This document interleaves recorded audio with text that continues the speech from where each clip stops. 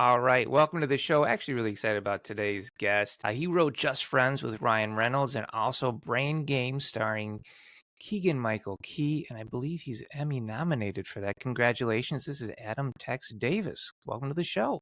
Hello, how are you? Thanks, man. Oh, I'm Nice doing to well. meet you.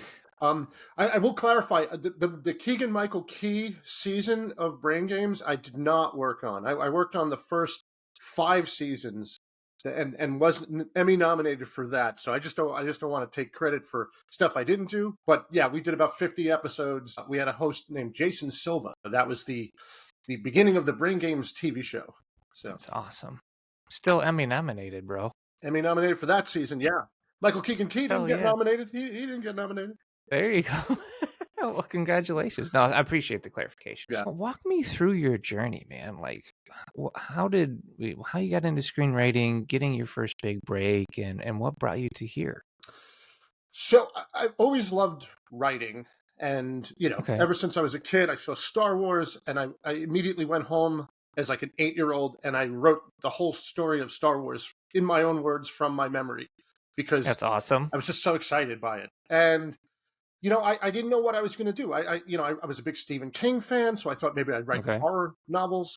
Then I was like, I got into journalism and I became the editor of the school paper in my town. But the thing was, I had this nasty habit that if the story wasn't that good, I would make things up. I would quote myself as an unnamed source. I would not give. Really? Yeah, I was not a good journalist. And I realized I had enough journalistic integrity to know that I had no journalistic That's integrity. funny.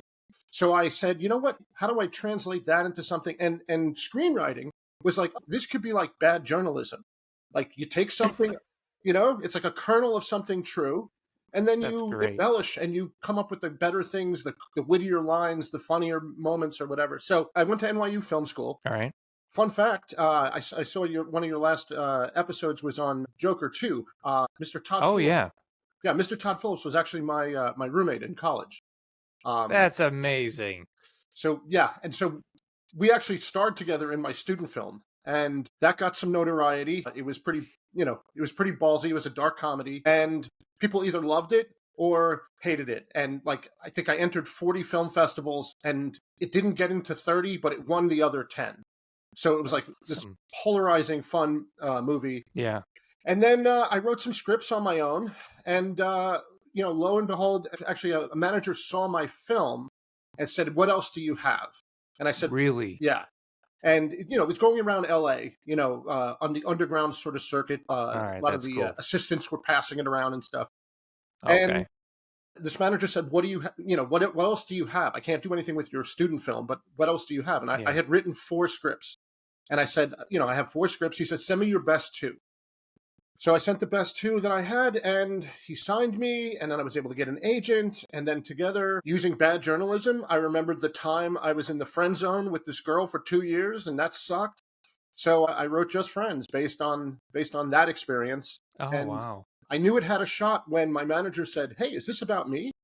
And I was like, "What? Why would I write about you? I don't know your Because life." it resonated. Yeah, and then we sent it to New Line, and the executive was like, "This is about me." It was like, "Nope, nope, not about you That's either." so But great, I man. knew, yeah. And then from there, yeah, it was selling some scripts, getting rewrite jobs, just doing the typical screenwriter, lifestyle, which was great. I was able to quit my job at a car wash factory and write full time. So Just Friends was Spec. Just Friends was Spec, and right Wow. before that, I actually did sell another Spec script to Miramax. I had written something about, again, bad journalism. I wound up on spring break with my parents, and I wrote Okay. I wrote a teen sex comedy about a kid on spring break with his parents trying to get laid while his family is, Wow. he had to incorporate his, family vacation with his quest to go on spring break and meet the girl of his dreams or whatever. Gotcha. Like So a yeah, National Lampoons type of thing. exactly. And yeah, Harvey Weinstein himself saw people in the office laughing and reading this script, so he grabbed it and then he liked it. So sold that, and then right on the heels of that, I had finished Just Friends, and New Line was in good position to get that. And yeah, I had 2 script sales within a month, and it changed my whole life. Yeah, that's huge. Did you end up getting any gigs where they were bringing you on to write their concept? Oh yeah, That Okay. was the thing. The majority of the work I had for at least 10 years was either pitches that had sold that need a writer, Yeah. or Right. a script that had been written that they needed a rewrite on. Okay. Did they pan out or did they kind of fizzle away? Most of them fizzle away. Most of them Yeah. Isn't fizzle that away. something? Yeah. But I did You got do. paid for them though, right? Oh, of course. Yeah. Yeah. I mean, there was a couple that were like, there was a comic strip called Zits, and a producer had liked my earlier work and said, "Hey, we're looking for a writer to do Zits." And I was like, Wow. "I don't know what Zits is," but he sent me some Zits books, and I read it, and I was like, "Oh, this is cool. It's, kind of Yeah. cute. It's a comic strip in the newspaper." Right. So I came up with a take for that. I had to, convince all these people, the head of Universal, everybody had to be on board. I write the script, everybody seems to like it, and then at the last second, they couldn't make a deal between the guys who wrote the comic strip Wow. and the producing and whatever, and there was too much money, and it fizzled out. And that one was like a kind of a heartbreak. I think it's a fascinating part of the industry that no one really talks about. And I think a lot of new writers coming up, they don't realize. I know entire writers whose most of their career is just work for hire stuff that never pans out, Hmm. but they get paid. They pay for their mortgage or they pick up the odd job if they have to, but in general, they're making money off of stuff that never gets made. Oh yeah, the majority of money I've made in my career is not. I mean, Just Friends, I did well with. So I Yeah. actually 1/3 of the money I've ever made came from Just Friends, and the other two Wow. thirds came from things that don't exist. Yeah. Isn't that something? Yeah. So walk me through how you transferred into educational television. And I just have to say one thing about Brain Games. So when I was a kid, HBO had these segments Yeah. in between shows called Brain Games. Yes. And I was addicted to those. I would watch inappropriate shows on HBO just to catch Brain Games. Here's the nostalgia. Ready? Brain Games Yeah. is over. Now Yeah, over. that's how it ended. Yeah, I That's fantastic. yeah, I did not do the voice for that. So, Brain Games as a concept was actually created by my business partner, a man named Jerry Colbert, and they Okay. did 3 1-hour specials about the brain for National Geographic Channel, and they did really well. People really Okay. liked learning about their brain. And they had 3 1-hour specials, but they couldn't figure out how to turn it into a half-hour show and Right. repeatable. And like, how do you have enough episodes to Yeah. do that? And Jerry suggested I come in and meet with the Nat Geo team, and I did. And it's one of these weird things where my skill set is I can take something and make it fun. Like, I'm not a I like science that. guy. I'm not a neuroscientist. I don't study a lot of this, but I can look at an Right. experiment that's boring on paper and I can make it visual and I can make it fun. So, That's so cool. yeah, so I came in and started pitching things like, instead of doing it with bleeps and blops on the screen, you could do it with cheerleaders and blah blah blah. And oh, that's fun. And next thing you know, yeah, so that's what happened. That was my foray. I got hired to basically, write the show, become like sort of the head writer of the Yeah. Brain Game show. And then, yeah, Jerry came on board, and the two of us were the co-executive producers. And That's amazing. yeah, it was great. It was great. We had a great run. And then on top of that, by the end of it, they had a new president at Nat Geo, Right. and he wanted to make some changes that we weren't so psyched about. And, we could see the writing on the wall. We had done 50 episodes. Maybe it was time to do something else. It's And a ton of television. yeah, oh yeah, hours. We get a call from our agent. He's like, "You're not going to believe this, but Pharrell Williams just came into our office and said, 'Hey, I watched this show called Brain Games with my son Rocket, and we love it. I'd love to do a version for kids.'" And we were already thinking that That's because, amazing. yeah, while Brain Games was for adults, a lot of kids were watching it. I mean, the average age of a Yeah. Nat Geo show was 67. 67 was the average. You know how many old Wow. people are watching Nat Geo for 67 to be the average? I didn't And know that. our show, the average was in the mid to high 30s. So we knew a lot of young people were watching. Yeah, so we brought the average for our show way down. So we knew a lot of kids were watching. And so we were already thinking, how do we capitalize on that? So our agent sets up a Yeah. meeting with us and Pharrell, and then we do this show called Brainchild for Netflix. and we did a season That's of that. amazing. Yeah. That's awesome. Then Netflix did not renew it. Look, we'll get there. We're gonna get there. You're not the first filmmaker I've had on this show who had a show on Netflix that didn't get renewed. So Right. we're gonna talk about it. Okay. With Brain Games, did you have a writer's room? Yep. Okay, so in the writer's room, were you guys consulting with the scientists? Like, can you just pitch me? Listen, I've never had an educational executive EP on this show who did that type of show before. Right. I'm just kind of fascinated on the breakdown of a season. If you could just walk me through that real quick. Sure. The first thing, one of the first moments where I realized I was the right person, but also like that this was going to work was there was a scientist, Brian Scholl was his name, worked at the Yale Perception Lab. And he had this cool experiment where if you stared at a screen and there was an X in the center of the screen, they would put numbers or letters on the side. And if you stared at the X, your peripheral vision was so bad that you couldn't tell what the number or letter was. Oh, that's fascinating. I called him up and I said, would that work if like somebody stood with an X and you had cheerleaders, but some of them were, women, and some of them were bearded, hairy dudes in cheerleader costumes? Would you be able to, if you were live there looking at that X, would you be able to pick out a squad of attractive That's amazing cheerleaders, or would you pick out potentially these hairy, weird, goofy dudes? And he said, not only would it work, but please can I run the experiment? That's awesome. And so we did. We went to a tailgate and we picked some guys out and we had him do the experiment. And one guy, everybody he picked was the hairiest, goofiest, and introducing your cheerleader squad. And these dudes came running out, and he was just like, oh. So I don't know how well that plays today, by the way. This was back in 2011, 2012, I think, maybe 2013. It's subversive. I mean, it's still funny though. Yeah. So, but the point is, to answer your question, we would come up with the topics. Like, what do we want to do?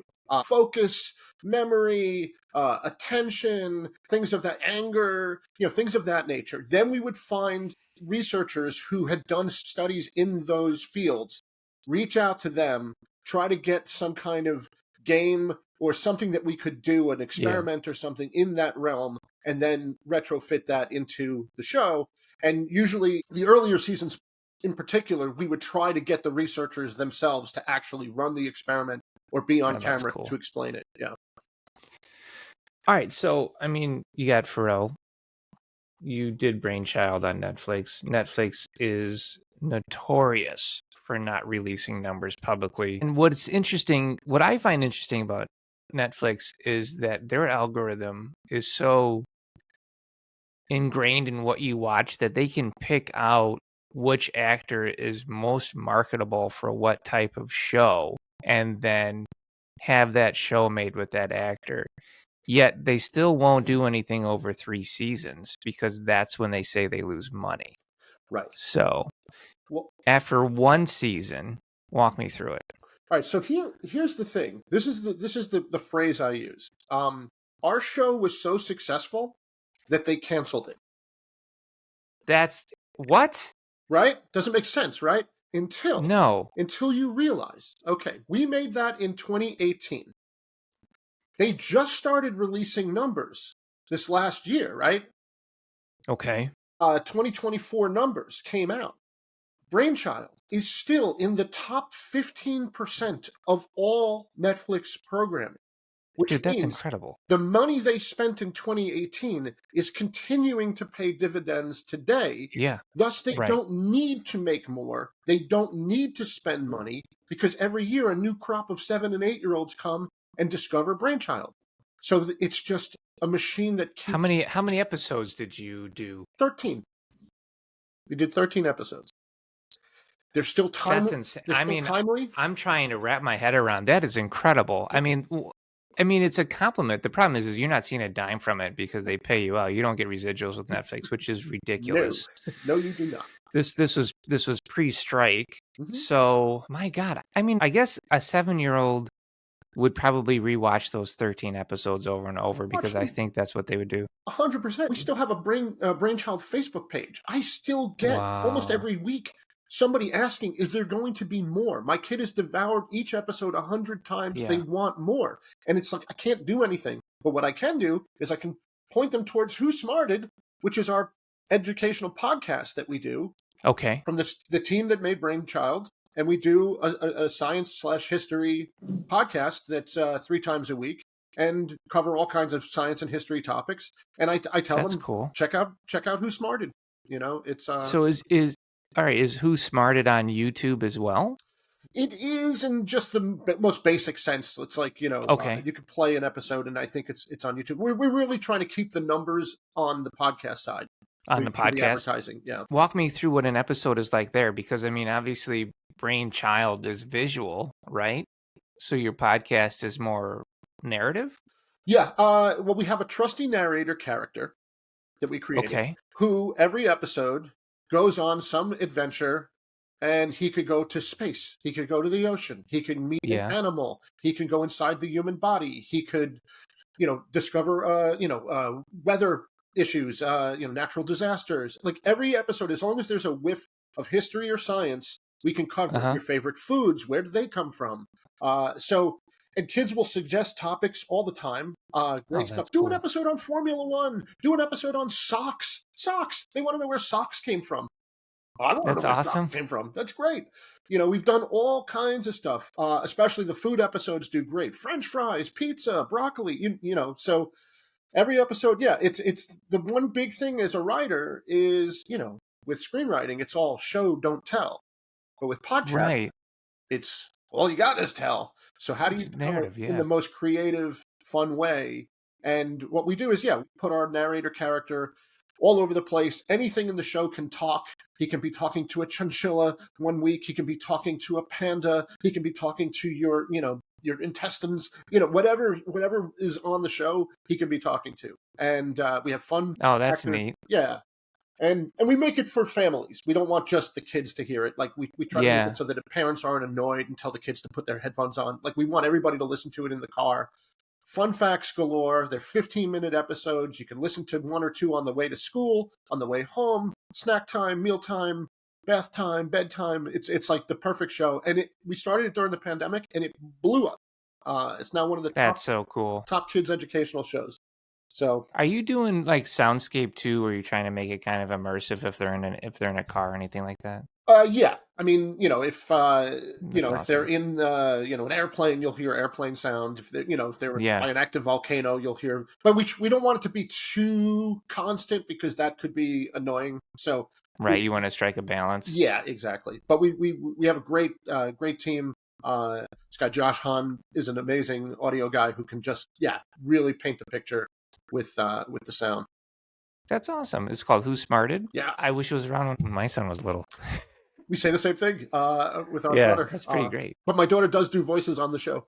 She's 20 now. Aw, that's great. In fact, she became famous because there's like a lot of times, like somebody, whenever we do a fun fact, it's kind of crazy. We just have a teenage voice go, whoa. And that's her. So she's the whoa girl. That's so crazy. Like the kids are like, the iconic whoa girl. They love the whoa girl. Yeah. So. That's like the Hello Mojo lady. All right. So before I let you go, Tex, because this has been a great conversation. Is there anything I should have asked you that I didn't? Well, I'm open to anything about the creative process or any of that stuff, but also, of course. I mean, the one thing I always say to writers, especially aspiring writers, is versatility is the number one thing. Being able to do multiple things, because I've had to pivot multiple times in my career. I love that. You know, I was a screenwriter at first, came out of college, writing movies, and thank God I wrote those 4 scripts on my own with nobody asking me to do anything. Because if the manager would have called and said, "What do you have?" and I was like, "Well, I have an idea for this thing about." I have a concept. Yeah, I have a concept of a plan. But it's like, but if if I just said I had an idea, all right, the conversation probably dies there. But I'm like, I have 4 scripts, and look, one of the scripts went around as sort of a sample. Nobody was going to make it. It was too low budget, whatever. The other script was funny. It was very episodic, but it was funny and it had great characters. So here's a funny thing. The ballsiest meeting I ever had. I get a call from my agent. I'm in LA doing different meetings, and they say, "Hey, the WB network wants to meet with you. They read some of your stuff and they want to meet with you." I was like, "Okay, great." I show up on the lot. I go into this conference room, and it's not one guy. It's like 9 people sitting around a table, and I'm like, "What the hell?" Panel? Yeah, and I'm like, "What?" They all introduce themselves one at a time, and by the time I get to the 9th person, I've forgotten every name. Yeah, they're all executives. Yeah, and I'm just like, okay. And then they're like, "So, tell us about yourself, Tex. Where are you from? Blah blah blah." And I go, "Look, I can make this really short. I have a script about growing up in New Jersey. It's called NJ. It doesn't work as a movie because it's too episodic, but I think there's like 5 to 10 episodes of a TV show in this script. So if you guys see what I see, give me a call." And I throw the script on the table and I get up and I leave. And I get in the car and my agent calls me and he's like, "Oh, someone's got some balls today." I go, "Dude, that's hilarious." I didn't know what to say. Guess what? The next day they called. They go, "Yeah, we see it. They paid me to write a pilot based on stuff from that and turn that into so badass, man. Turn that into a show." However, just as I finish the pilot episode and send it off, a VHS tape arrives in the mail for a show called Malcolm in the Middle. No, stop it. I swear. And I put it in. Oh my God. And I put it in, and the first joke in the show is a joke I had in my script. Where don't tell me that you got plagiarized right now, Tex. Not at all. It's just completely parallel play. Like this thing existed. It was my life with my brothers. I had a brother. I turned one of my friends into another brother to have 3. The neighbors, the crazy parents. All that stuff, It was all there. And I called up my guy and I was like, "What does this mean?" He goes, It's been a pleasure working on this with you, Tex." So died right there. But look, I was in. You got paid though, at least. I like right. That's your point. But you got paid. Well, that's what I'm saying. That's at the bottom. Everybody wants something made. Don't get me wrong, but you don't want to be writing for free. Don't want to be writing for free. The joke I always made was like, when do you know when you're a writer? I said, you go to the store, you can buy blank paper. Like blank paper has a value. Like you go to Staples, blank paper costs money. But if you put the words on it, and then it costs more money with the words on it, like then you're a writer. Otherwise, you're just a guy who ruined some perfectly good paper. You see this piece of paper right now? This is going to be worth something. Yeah. If I put words on it, did I just ruin the paper? Yeah. But look, now I changed my thought, though. You know what? If you're doing it, then you're a writer. And that's what of course. Yeah. And versatility is the key because I went from screenwriting to informational. Well, actually, before that, I was writing fictional script, like sitcom-y stuff. So I was doing television. I had a foray into TV, scripted. None of the pilots got made or anything. Okay. Then I went to the informational stuff, which is the brain games and all that. Now I'm pivoting to podcasts. And within the world of podcasting, even, I have to write promos. I write songs. I write, game show stuff. I write all kinds of stuff. So the more you can do, the more employable you are as a writer. So just hone all the skills as much as you can. Be versatile. That's awesome. Be able to pivot. Yeah, be that multi-hyphenate, man. Yeah. Screenwriter, producer, director. I've directed. I mean, you got to do what you got to do, and what interests you and what provides value is what takes you to the next level. Thank you so much, Tex. Can I get the name of the show again? Well, actually, Who's Smart is the kid show, but I do want to also hype. I have a new podcast because I love movies so much. I have a podcast called The Oscars. What Were They Thinking? Where That's awesome. And my co-host, the legendary writer, joke machine, and Oscar writer for 25 plus years, Bruce Valanche, the guy from Hollywood Squares, he was in the center. Yeah, I know who Bruce is. Yeah, of course. He's a character. He's amazing. And he's an encyclopedia on film. I thought, I'm a film nerd. He blows me out of the water. We look at the Oscars of the past through the lens of today, and we debate over what they got right, what they got wrong, the snubs, the flubs, the oversight. Oh, my God. And we go year by year, award by award. And, he worked on the Oscars for 25 years, so he has amazing behind-the-scenes stories of all the stars on the biggest night in Hollywood. And it's funny, It's fun. You'll learn stuff. The movies we have a list of 25 movies every Stuff episode. has not aged well. What's that? Stuff has not aged well. No, Yeah, no, yeah. I I love it. will. I will say that to the least. All right, Tex. Thanks so much, man. Thanks for being on the show. You got it. Nice to meet you. Good luck with everything.